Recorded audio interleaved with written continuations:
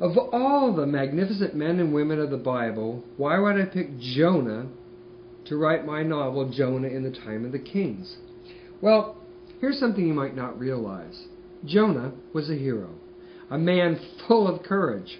He gets a bad rap. That's what I think. You see, God sent Jonah to the most wicked and violent city on the face of the earth. How many of us would walk into a city like that? Now, I will admit that at first he didn't want to go. But he got over it and he went. And it wasn't because he was afraid. That's not why he didn't want to go. His message that he was to deliver for God on his behalf was a little bit at cross purposes with what Jonah thought he was supposed to be doing, which was bringing Israel back to God. The second thing about Jonah, which is so wonderful, is this. It's the story of relationship. First and foremost, the theme running through Jonah is God's love for all mankind. Secondarily, it's the story of one man's relationship with God. And Jonah had a unique and a close relationship with God. As a matter of fact, I think he spoke to God in a way that most people wouldn't even think of. And yet God allowed him to get away with it because they were so close. It was almost as if it was a father-son or employer-employee relationship. And Jonah was determined to do God's will. It's just that he had to make sure that it was the same one that fit up with what he thought should be going on. So Jonah had a mind of his own at times, but when all was said and done, he did what God asked him to do.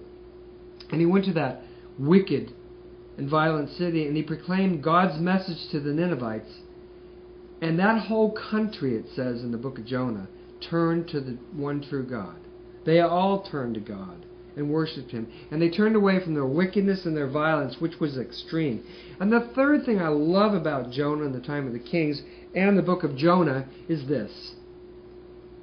Jonah was a little bit like you and I. Of course, God asks us to do something at times, and we want to, but we don't really do it for one reason or another. We shy away, and then maybe we go ahead and do it. And really, the book of Jonah helped me understand myself, how to walk with God in a different way. And spending so much time researching it, it was really helpful to me to see how Jonah related to God in such a personal and intimate way. I do think there is a similarity between the times of Jonah in 762 BC and the times we have today in the United States. Not identical, but similar. First of all, the rulers in Israel at that time were evil, all the kings in the north. Now you have to understand, at this time in history, 762 BC, the country had been divided for almost 200 years. So those kings in the north, from Jeroboam I all the way to Jeroboam II, with a number of kings in between, had set up idol worship as the national religion. They'd turned from the God of Moses, the God who had led them into the promised land. And they had turned to the pagan gods to worship. So God really couldn't protect them very well. Secondarily, they misused the poor mercilessly, especially in the north. Even though during this time in history, Israel had expanded to a great degree, almost to the borders of what Solomon had. They were wealthy, and yet they misused their own people mercilessly. And that was one of the aspects of life that God really hated. They didn't take care of the widows. The wives and children many times were thrown from their homes or their vineyards or whatever they owned if there wasn't a man present, and misused by the rich to the point that some of them were indentured servants. And it disgusted God. So Jonah at the time was sent to Israel as a prophet to bring to pass the changing of the country back to God. So in one sense, he was at cross purposes with what God had asked him to do, which was go to Assyria, to Nineveh, and to preach to the most evil, wicked country on the face of the earth, and that city in particular. Because here's the thing. Jonah knew that Nineveh, if they repented, would attack Israel. And what I've tried to do is stay very close to the historical facts of the book of Jonah. and yet at the same time to elucidate, to bring it to life in a way that will make it entertaining to read, educational, and ultimately and finally I want somebody to finish Jonah in the Time of the Kings and want to walk to their bookshelf, get their Bible, and read the book of Jonah. That's my goal for that. That it's so exciting and captivating that that's what you want to do. The differences in terms of characters in Jonah in the Time of the Kings are this. There are some added characters in this book. For instance, Amos takes part in the book. Amos was a prophet in Judah at the time, but also in Israel, and he was contemporary with Jonah. And I believe that they spent time together and did work together as prophets of the Lord. Also, I've given Jonah some other family characters, as well as a fiancé and a mother-in-law, because there's nothing in the Bible that states that Jonah ended his life as a prophet after he left Nineveh. And so I've kind of filled it out and made it, hopefully, exciting to read and entertaining, but educational, to give you a sense of what was it like to be a prophet of the Lord. What was it like to be Jonah? Well, I tried to stay very true to the historical aspects of Jonah at the same time to make it live.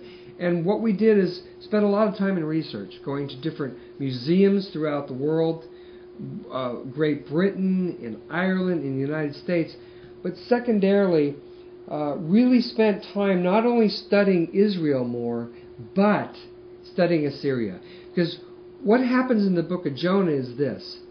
Jonah is asked to go to Nineveh, the most violent and wicked city on the face of the earth, and he's asked to get those people to change from their wickedness because it's so bad that they're in God's face, is the way God says it.